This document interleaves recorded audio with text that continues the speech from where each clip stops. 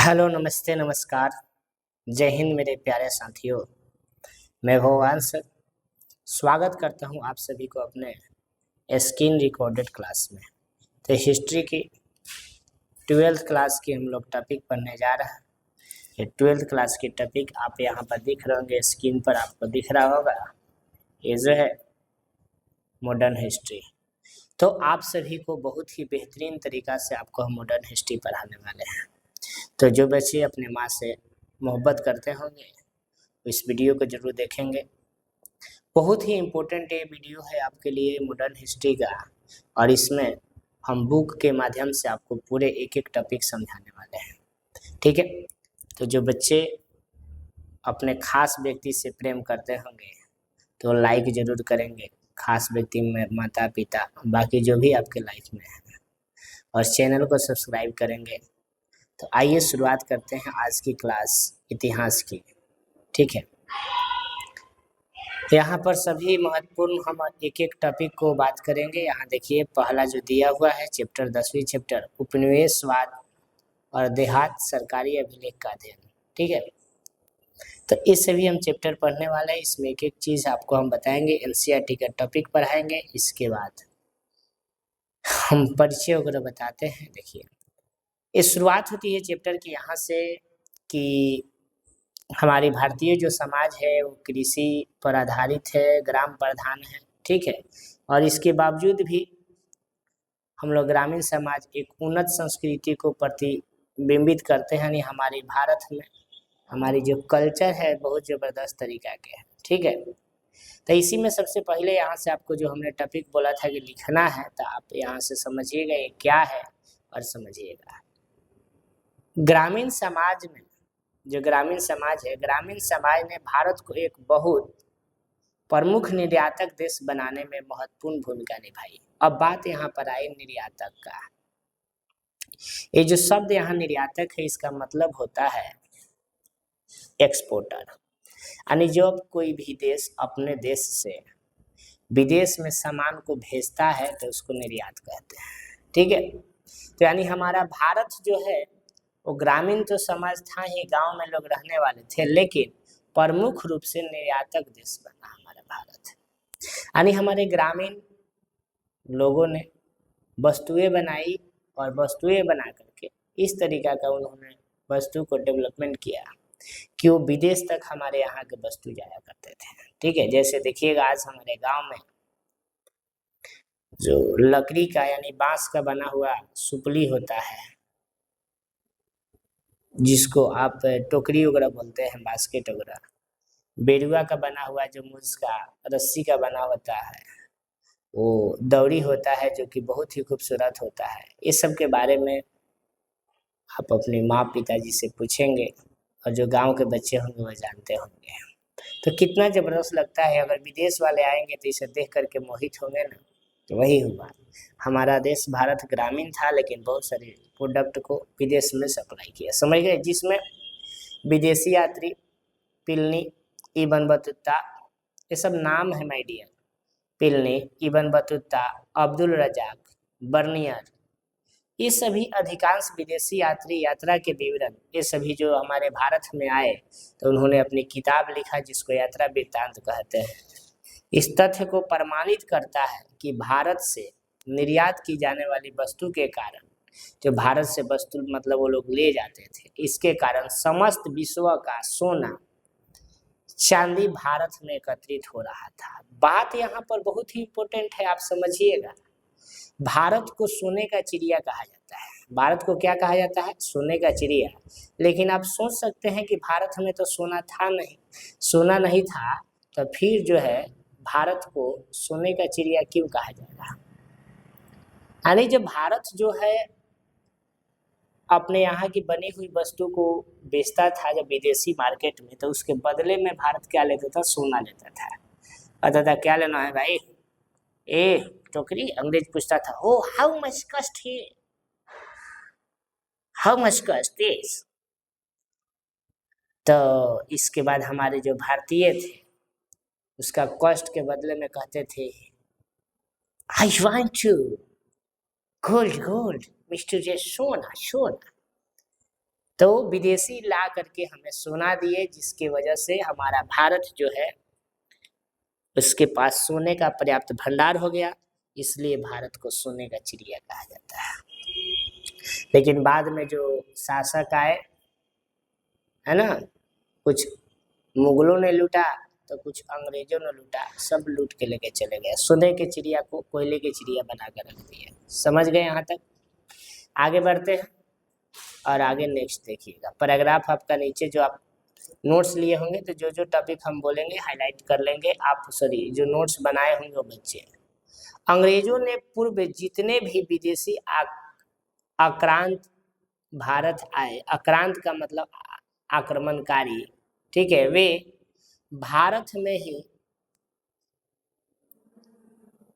रच बस गए। रच बस गए नहीं मतलब भारत में ही रह गए, यानी उनको भारत में लगा कि भाई यहाँ पर रह रहे हैं तो हमारा बहुत मान सम्मान हो रहा है, इसीलिए रह गए। उन्होंने भारत की आर्थिक समृद्धि बढ़ाने में मदद किया, मतलब भारत को आगे बढ़ाया। उन्होंने भारत को अपनी भूमि माना, मतलब कहे कि हमारा देश है, और जो भी कमाया यही खर्च करके गया, ठीक है, ये नहीं कि विदेश में लेके गया। इससे भारतीय ग्रामीण समाज में कृषकों और दस्तकारों की समृद्धि बढ़ गई। जो किसान थे, दस्तकारी करने वाले थे, शिल्पकार थे, जो बुनकार थे, उन लोगों की क्या हो गई, समृद्धि बढ़ गई, मतलब उन लोग और समृद्ध हो गए, डेवलप हो गए और ज़्यादा अमीर हो गए। इसके बाद देखिएगा क्या होता है 1600 ईस्वी में, यहाँ से टॉपिक को ये ज़्यादा ही इम्पोर्टेंट है, अब हाईलाइट करना है, ये लिखना है। 1600 ईस्वी में British East India Company Bharat आई, है ना, जो ईस्ट मतलब होता है पूरब की कंपनी थी, इसीलिए इसको ईस्ट इंडिया कंपनी कहा जाता है।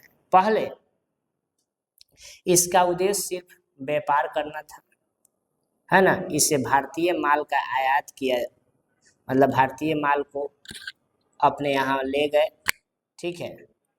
लेकिन इससे भारत की समृद्धि बढ़ी। जब कोई भी विदेशी व्यक्ति आएगा हमारे देश में, हमारे यहाँ की बनी हुई सामान को अपने यहाँ ले जाएगा तो हमारा देश आज़ाद, देश हमारा क्या होगा, डेवलप होगा ना, तो यही भारत की समृद्धि बढ़ी। इससे भारतीय ग्रामीण समाज एवं यहाँ की स्थिति का बारीक अध्ययन किया सब जो बाहरी थे। इसके बाद बात आती है बाबू यहाँ से 1757 का। 1757 में प्लासी का युद्ध होता है, और वही प्लासी का युद्ध, और दूसरा नंबर 1764 में बक्सर का युद्ध होता है, और युद्ध की विजय ने व्यापारिक कंपनी से शासन करने वाली कंपनी में बदल दिया। यानी जब युद्ध हुआ तो जो विदेशी थे वो जान गए कि हम कितने पानी में हैं, इसके बाद वो हमारी ताकत का अंदाज लगा लिए। इसके बाद जो कंपनी हमारे यहाँ व्यापार करने के लिए आई थी, वही कंपनी अब हमारे ऊपर लोशन लगाकर शोषण करने लगी, यानी हम सभी को ऊपर शासन करना शुरू कर दिए। समझ गए? शासन करना क्या कर दी, शुरू कर दी। वस्तुतः उसके बाद बाबू होता क्या है, अब आगे समझेंगे कि 1750 ईस्वी में ब्रिटेन में, यानी विदेश, ब्रिटेन जो होता है इंग्लैंड में, औद्योगिक क्रांति हुआ, इंडस्ट्रियल रेवोल्यूशन हुआ, यानी उद्योग धंधा के क्षेत्र में वहाँ पर क्रांति हुई, और अब इंग्लैंड के उद्योगों को भारत कच्चे माल की आपूर्ति एवं निर्मित माल की खपत का एक अच्छा स्रोत मिल गया। देखिए यहीं से हमारा देश जो है कैसे धीरे धीरे अब खोखला होगा, बताओ। अब हमारा भारत क्या करेगा, इस सूरज छिलल मुर्गिया सबको, है ना, इंग्लैंडिया सबको क्या करेगा, भारत यहाँ पर इंग्लैंड के उद्योग को, मतलब वहाँ के जो कल कारखाना था उसको कच्चे माल की आपूर्ति, यानी हमारा भारत कच्चा माल बनाएगा, खेती बाड़ी करेगा, कपास बनाएगा, कपास का उत्पादन करेगा, और इसके बाद कपास वो अपनी अपनी बड़ी बड़ी नाव पर लाद कर ले जाएंगे, और इसके बाद निर्मित माल जो है उस माल की खपत जो है वो कहाँ करेगा, वो सब छिलल मुर्गिया आकर हमारे देश भारत में करेगा। कहने का मतलब हो गया माय डियर कि अब अंग्रेज क्या करेंगे, वो अंग्रेज अपने सामान को हमारे भारत में बेचेंगे। समझ गए होंगे, और यही से हमारा भारत अब धीरे धीरे गुलाम होगा। शुरू होगा। आगे बढ़ते हैं और आगे बढ़ेंगे तो पेज नंबर 3 आएगा और यहाँ पर देख रहे होंगे लिखा होगा औपनिवेशिक शासन का सबसे पहले बंगाल में स्थापित हुआ। यानी अंग्रेज जो आए ना नदी के किनारे रहते थे, समुद्र के किनारे, तो सबसे पहले वो बंगाल को अपना क्या बनाए, उपनिवेश बनाए। उपनिवेश यानी गुलाम बनाए, ठीक है। सबसे पहले बंगाल में राजस्व संग्रह यानी कर इकट्ठा करने की अस्थायी बंदोबस्त प्रणाली लेकर आए। चाहे आपका खेती हो या ना हो, आपके ऊपर जितना टैक्स लाद दिया गया है उतना टैक्स आपको क्या करना है, हर हाल में देना है, ठीक है।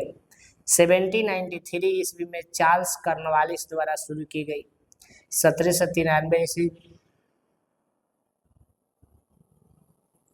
चार्ल्स कॉर्नवालिस ने अस्थाई बंदोबस्त शुरू किया है। मस्ट VBI टॉपिक है, इसको और ये दोनों को आप हाईलाइट कर लेंगे, ठीक है, कि टैक्स वसूलने की यानी राजस्व संग्रह की अस्थाई बंदोबस्त जो है कब शुरू किया गया, तो 1793 में। अब कौन किया, चार्ल्स कॉर्नवालिस। कान के बाली से याद रखिएगा, कॉर्नवालिस, हाँ कॉर्नवालिस यानी कान के बाली, समझ रहे हैं। लड़कियां सबको तो पहले याद रहेगा, ठीक है। आगे बढ़ते हैं। 18वीं शताब्दी के अंत तक जोतदार नामक अमीर किसान का एक समूह उभरकर सामने आया। अब आपको बताएंगे जोतदार क्या होते हैं। 18वीं शताब्दी के जब अंतिम में जोतदार, जो खेत जोतने वाले बड़े बड़े होते हैं, वो अमीर जो है किसान जो है, उनका एक समूह जो है सामने उभर करके आएगा। कहुआ में 18वीं शताब्दी में 1770 में भीषण अकाल पड़ा, बहुत खतरनाक अकाल पड़ा था, जिसमें बंगाल की ग्रामीण अर्थव्यवस्था संकटग्रस्त आ गई थी। यानी वहाँ के गांव में रहने वाले लोग संकट की स्थिति में आ गए थे, ठीक है। याद रखेंगे ये भी टॉपिक 70 में, ठीक है, क्योंकि हिस्ट्री में बहुत अंदर से क्वेश्चन पूछा था। आगे देखिए, पहाड़िया पूछेगा किसे कहते हैं, तो आपको स्क्रीन पर यहाँ दिख रहा होगा पहाड़िया के बारे में। और थोड़ा सा जूम कर देते हैं, जूम और जूम, और इसको आप देखिए यहाँ पर दिख रहा होगा पहाड़िया। तो इन पहाड़ियों में रहने वाले लोगों को पहाड़िया कहा जाता था। जो मतलब पहाड़ में रहेंगे, पहाड़ी के गुफा वगैरह में जो लोग रहते थे, उनको पहाड़िया कहा जाएगा। इनको भी अंग्रेज नहीं छोड़ेंगे, इनको भी लोशन लगाकर शोषण करेंगे, इनका भी समझ रहे ना। ये सब चिड़िया मुर्गिया किसी को नहीं छोड़ा है। वे जंगल में भोजन इकट्ठा करते थे, यानी जो पहाड़िया लोग होते थे मैडियर, और पहाड़िया लोग जंगल में भोजन को क्या करते थे, इकट्ठा करते थे, याद रखेंगे। आगे हम बात करते हैं, पहाड़िया नियमित रूप से उन मैदानों इलाकों पर छापा मारते थे जहां बसे हुए किसान रहते थे।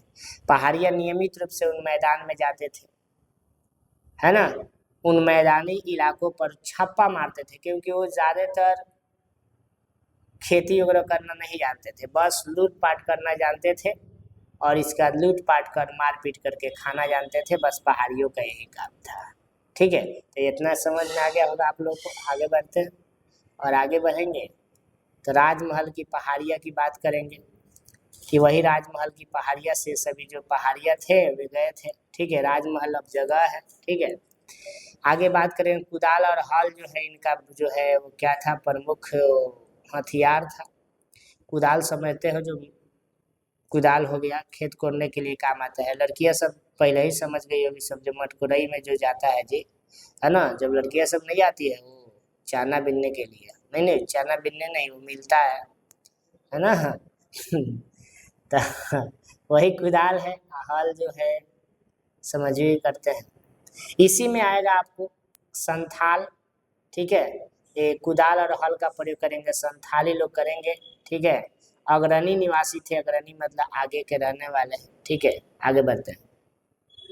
संथाल लोग 1780 में आसपास बंगाल में आने लगे थे। पूछता है कि संथाल लोग कब आएंगे, 1780 में। कहाँ आएंगे, बंगाल में। वे राजमहल की पहाड़ियों की परिधि पर बसे थे। ये जो संथाल लोग पूछेगा कहाँ, तो राजमहल की पहाड़ी की परिधि पर बसे थे, इसको ध्यान रखिएगा, है ना। संथाल जो है वो संथाल विद्रोह 1855-56 में हुआ था, इसको भी याद रखेंगे, बहुत ही इम्पोर्टेंट है ये संथाल विद्रोह कब हुआ था। तो जो टॉपिक हम इम्पोर्टेंट बता रहे हैं उसको खास करके आप पुनः इसको हाईलाइट कर लेंगे अपने नोट्स अगर बनाए हैं तो, और नहीं बनाए हैं तो इस वीडियो को देख करके आप बना लेंगे या PDF से बना लेंगे। चलिए आगे बढ़ते हैं। अब बात यहाँ पर आती है कि उपनिवेशवाद क्या होता है। क्या चीज? उपनिवेशवाद। देखिए उपनिवेशवाद क्या है और देहात क्या है, इसमें सबसे पहले यहाँ जो हाईलाइट टॉपिक है इसमें लिखा गया है कि ब्लेजली जो था, लॉर्ड ब्लेजली, ठीक है, वो 1798 से लेकर 85 ईस्वी में सहायक संधि व डलहौजी जो आया था वो 1848 से लेकर 1856 में हड़प नीति द्वारा भारतीयों को हड़प लिया। ये ससुरा दूगो मिलकर भारतीयों को हड़पा। जो वायसराय बनकर भारत में आए थे, भारत के अधिकारी बनकर आए थे, पहला का नाम था ब्लेजली। ब्लेजली 1798 से लेकर 1805 तक लूटा। ब्लेजली के बाद डलहौजी आया जो कि 1848 से लेकर 1856 के बीच में, दोनों ने हड़प नीति लगाया और भारतीय रियासत को लूट लिया। जो भारत के धरोहर थे उस सभी को लूट करके बर्बाद कर दिया। याद रखेंगे ये दोनों के बारे में।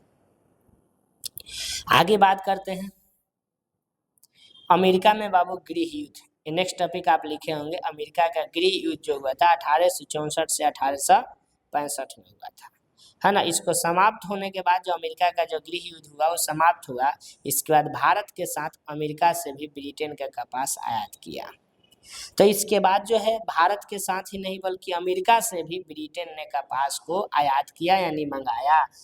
पहले भारत से मंगाता था, फिर अब किसे मंगाने लगा? अमेरिका से। जब अमेरिका से मंगाएगा तो भारत में जो कपास का उत्पादन होगा उसका जो कीमत देगा वो बहुत ही क्या देगा माय डियर? कम देगा। इससे उन कृषकों की हालात दयनीय हो गई, बहुत ही दयनीय हो गई, और जो कपास उपजा रहे थे वे अब रोने लगे कि भाई हमारा कपास कैसे बिकेगा। बात समझ रहा है ना, क्योंकि अब उसको अमेरिका से ही कपास मिल जाता था। उधर भारतीय सूती कपड़ा उद्योग को ब्रिटेन के मशीन निर्मित कपड़ा उद्योग ने बर्बाद कर दिया था, ठीक है। ये सब जो चीज़ें थी, क्योंकि जो हमारे भारत की जो छोटी छोटी लघु और कुटीर उद्योग थे उसको अंग्रेजों ने क्या किया था? बंद करा दिया था। कृषक वर्ग भी मजदूर बनने के लिए मजबूर हो गए। अब क्या करेंगे, उनका कोई चारा नहीं था तो मजबूर हो गए, ठीक है। और अब वे साहूकारों के कर्ज के रूप में, कर्ज मतलब समझ रहे हैं ना, कर्ज के रूप में साहूकारों से पैसा लिए थे, है ना, और कर्ज के माया जाल में उलझते चले गए और अंततः अपना सर्वस्व लुटा बैठे थे। समझ रहे ना, इस तरीके का घटना हमारे भारत में हुआ। अब यहाँ से आपको टॉपिक लिखनी है जो कि मतलब इम्पोर्टेंट है। देखिएगा पुनः इसके बाद जो टॉपिक है वो लिखा है कि भारतीय जंगली जनजातियों को भी कंपनी ने अपने शोषण का शिकार बनाया। अभी बोले हैं कि उस छिलर मुर्गिया सब किसी को नहीं छोड़ा, सबको लोशन लगाकर शोषण किया, जिसमें किसको लूटा? जनजातियों को भी लूटा। परिणाम यह हुआ कि संथाल लोग जो है कभी टैक्स नहीं दिए थे, अपन मस्ती में जिंदगी जीते थे, तो वो लोग अब क्या कहे आ गए, कुदाल हल लेकर और लड़ाई करना शुरू कर दिए। आदि जनजातियों ने ये सब विद्रोह करेगा, मतलब लड़ाई करेगा। कृषकों ने भी उत्तर भारत व दक्कन में, है ना, दक्कन का जो क्षेत्र होता है उसमें विद्रोह करेगा, मगर इन विद्रोह का पाशविक दमन कर दिया जाएगा। पाशविक दमन मतलब उसको दबा दिया जाएगा, ठीक है। आगे बढ़ते हैं और आगे सुनिएगा।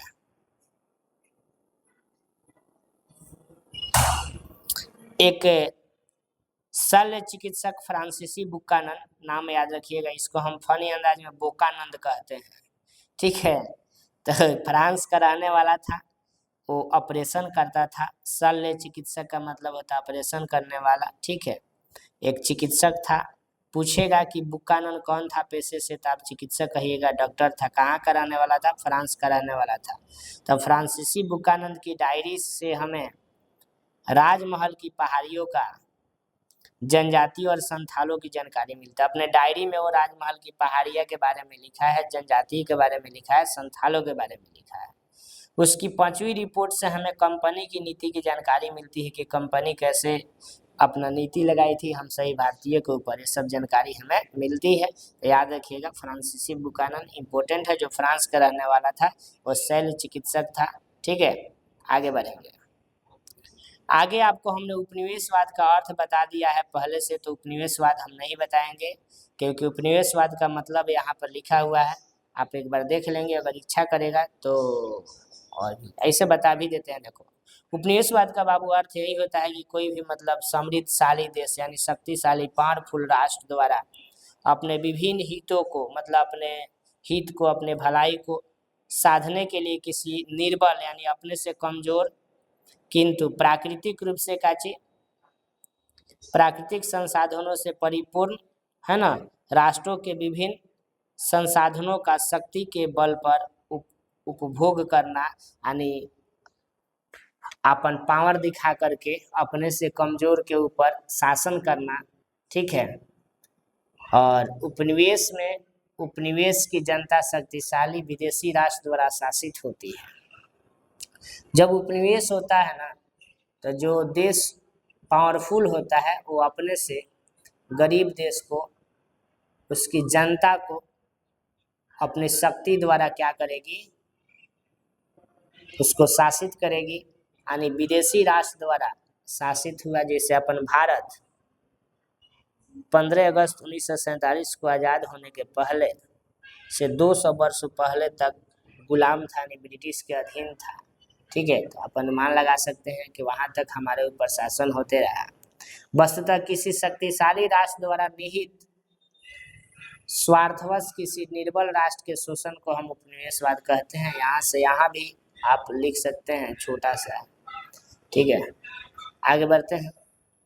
कच्चे माल, देखिए अब यहाँ पर केवल आपको टॉपिक याद रखनी है, भारत में उपनिवेश की स्थापना के कारण क्या था, यानी जो अंग्रेज थे हम सभी को आखिर उपनिवेश क्यों बनाए, हम सभी को गुलाम क्यों बनाए, इसके पीछे कारण है पहला कि कच्चे माल की प्राप्ति हो सके, यानी सस्ता दामों पर हमारे भारत से उनको कच्चे माल मिल जाए, इसलिए हमें उपनिवेश बनाए, गुलाम बनाए। दूसरी नंबर, जो अपने देश में जो माल वे बना रहे हैं उनकी माल खपत हो सके, यानी निर्मित माल की खपत जो बना रहे हैं वहाँ से कपड़ा वगैरह जो भी बना रहे हैं उसको लाकर हमारे भारत में अधिक से अधिक दामों में बेच सके।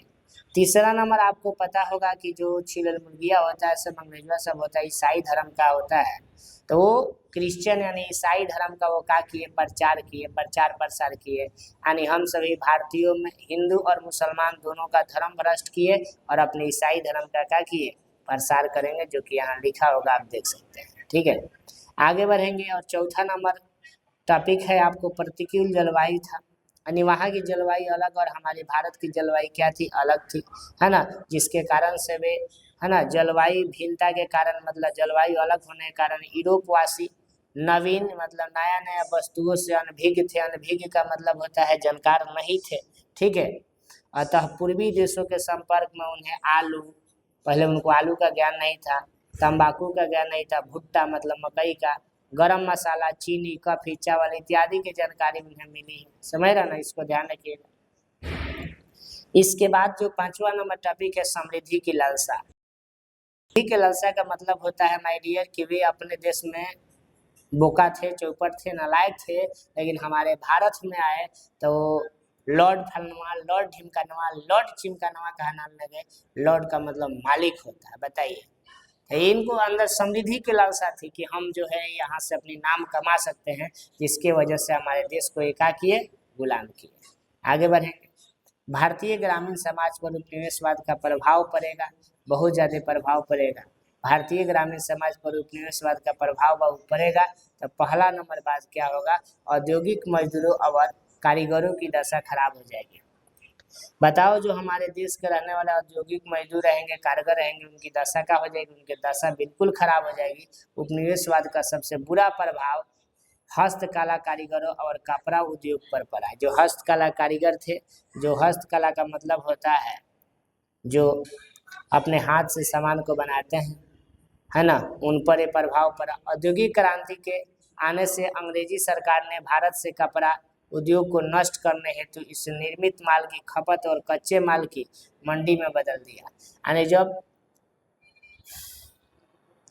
इंडस्ट्रियल रेवोल्यूशन हुआ, औद्योगिक क्रांति हुआ, यानी उद्योग धंधा जब अंग्रेज के यहाँ जब बढ़ा तो उस समय है ना अंग्रेज क्या किए, उस समय अंग्रेज जो है वो क्या किए कि औद्योगिक क्रांति के आने से जो उद्योग उनके यहाँ ज़्यादा लगा था तो अंग्रेजों ने भारत के जो अंग्रेज सरकार थे वो भारत के कपड़ा उद्योग को नष्ट कर दिए कि भारत का जब कपड़ा उद्योग रहेगा तो ये सब भारतीय यहीं पर बनाकर पहिर लेगा, उनको तो लोशन लगाकर शोषण करना था। यानी हम सभी निर्वस्त्र तो रहेंगे नहीं, किसी न किसी हाल में तो कपड़ा खरीदेंगे और कपड़ा हमारे भारत में बनेगा नहीं, विदेश से जब कपड़ा आएगा तो अपना मुँह मांगा जो पैसा है वो कमाएंगे, यानी जितना कहेंगे उतना हमें देना पड़ेगा कपड़ा खरीदने के लिए।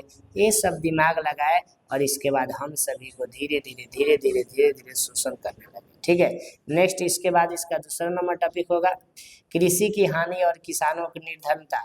बताइए तो बाबू, अगर ये जो टॉपिक है इम्पोर्टेंट है कि नहीं, यानी इसमें कृषि की हानि हुआ और किसानों की निर्धनता हुई। बताओ जब अंग्रेज ये सब करेंगे तो हमारे भारतीय किसान को नुकसान होगा कि नहीं, क्योंकि किसान से खेती कराएंगे और उसको कम दामों में लेकर के अपने बाजार में जाएंगे तो नुकसान होगा। और किसानों की निर्धनता यानी किसान धीरे धीरे गरीब होगा। अंग्रेजों ने प्रारंभ से ही यानी शुरू से ही किसान विरोधी नीतियाँ अपनाई, जिसे वे अधिक से अधिक क्या थे, अधिक से अधिक निर्भर थे किस पर, अधिक से अधिक धन एकत्र करने लगे थे, पैसा। निर्धन किसान बड़े बड़े जमींदारों की दया पर निर्भर थे कि नहीं भाई हम हमारे ऊपर बड़े बड़े जमींदार जो है वो दया करेंगे, है ना, हमारा पैसा माफ़ कर देंगे। जो इससे कई तरह के अवैध कर भी वसूलते थे, अवैध मतलब इलीगल तरीका से टैक्स लेते थे अंग्रेज। इससे भारतीय किसानों की स्थिति क्या हो गई, गड़बड़ हो गई और भारतीय किसान धीरे धीरे और क्या हो गए, गरीब हो गए। आगे सुनिएगा आगे क्या है। आगे जो है यहाँ पर बात ये है कि अंग्रेजों द्वारा स्थापित भूमि प्रबंधन में त्रुटियां। अंग्रेज जो भूमि का जो मैनेजमेंट किए थे, प्रबंध किए थे, वो गड़बड़ तरीका से किए थे। अंग्रेजों ने पूरे भारत में एक ही प्रकार की भूमि प्रबंधन स्थापित नहीं किया, बल्कि देश के भिन्न भिन्न भागों में भिन्न भिन्न प्रकार की प्रणालियाँ स्थापित किया था। जहाँ से उनको ज़्यादा पैसा मिल सके वहाँ पर ज़्यादा लेते थे, समझ रहा ना, ये सब था। तीसरा नंबर टॉपिक के बाद में चौथी नंबर टॉपिक आपकी करे लगान एकत्रित करने के कठोर तरीका।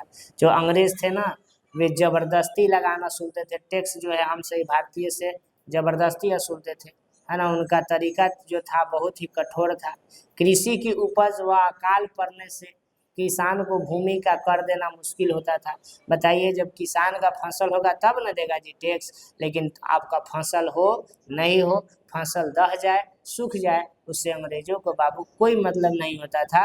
उनको हर हाल में टैक्स लेना होता था तो लेना होता था। ठीक है, इसके परिणाम स्वरूप यह हुआ कि किसान खेत को धीरे धीरे बेचने लगे और साहूकार के पास गिरवी रखने लगे और धीरे धीरे साहूकार क्या हो गए, धनी होते गए।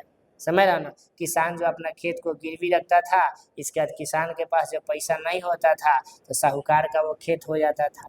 समझ रहा ना, इसी तरीका का किसान जो है वो फटेहाल हो गए और साहूकार जो है अमीर हो गए। ठीक है, साहूकारों द्वारा किसानों का शोषण हुआ। अंग्रेजों से पूर्व साहूकार जो है ब्याज की दर आम जनता ही तय करता था, यानी कितना ब्याज लेना है ये कोई और नहीं बल्कि आम जनता तय करता था। वे अधिक से अधिक किसान द्वारा रखा गया गहना, समझ रहा ना, जो किसान गहना रखे हैं उपज की कुछ भाग ही ले पाते थे, समझ रहा ना, बाकी सब लोसन लगाकर शोषण करते थे। बात समझ रहे ना क्या बोल रहे हैं। आगे आएगा बाबू टॉपिक जमींदार किसे कहते हैं, आप सभी को पता होगा जमींदार अभी के डेट में। ठीक है, देखो जमींदार क्या होता है, तो जमींदार से टॉपिक हम सभी की है, एक जमींदार पढ़ा देते हैं। इसके बाद आपको अगला एपिसोड में हम मिलते हैं, क्योंकि आधा घंटा का क्लास हो गया। ठीक है, देखिए क्योंकि मुझे पता है आप कितने पढ़ने वाले हैं, फिर भी आप अच्छे पढ़ लेते हैं। तो आइए शुरू करते हैं जमींदार के बारे में। जमींदार वास्तव में राजस्व एकत्रित करने वाला अधिकारी होता था, जो कि मतलब टैक्स वसूलता था। ठीक है, जिसके अधीन बृहद इलाका मतलब बड़ा बड़ा, बृहद मतलब होता है बड़ा बड़ा इलाका या क्षेत्र अथवा पूरा जिला होता था। समझ ना, एक जमींदार के अधीन पूरा क्षेत्र इलाका जिला होता था। वे अपनी सेना रखते थे, समझ रहे ना, और जिन्हें राजा कहा जाता था। जमींदार जो है अपनी सेना रखते थे और जमींदार को ही क्या कहा जाता था, जमींदार को ही राजा कहा जाता था। इसको ध्यान रखेंगे। खेती किसानों द्वारा की जाती थी। खेती जो है किसान करते थे, वे जमींदार राजस्व की निर्धारित दर के अनुसार, यानी जमींदार जितना टैक्स मतलब निर्धारित कर दिए हैं उसके हिसाब से कर जो है जमींदार को देना होता था। यानी ये सब कर कौन देते थे, किसान देते थे। किसको देते थे, जमींदार को देते थे। कुछ शोषक मतलब शोषण करने वाले जमींदार भू राजस्व की निर्धारित दर के अतिरिक्त यानी टैक्स लेने के अलावा कर लेते थे, जिसे अबवाब कहते हैं। क्या कहते हैं, अबवाब कहते हैं।